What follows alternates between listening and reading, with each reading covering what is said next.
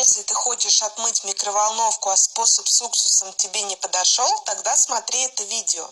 Понадобится губка для мытья посуды и моющее средство. Хорошенько ее вспениваем и отправляем на 30 секунд в микроволновку. После все достаем и протираем микроволновку этой же губкой. Весь жир и пятна моментально отходят. А потратили мы на это всего 5 минут. Если ты также не любишь долго варить картошку в кастрюле, этот способ для тебя. Нарезаем картошку дольками, кладем ее в пакет и отправляем в микроволновку на 5-7 минут. Кто хочет, может добавить масло и любимые специи. По истечении времени достаем картошку и просто выкладываем ее на тарелку. Картошка готова.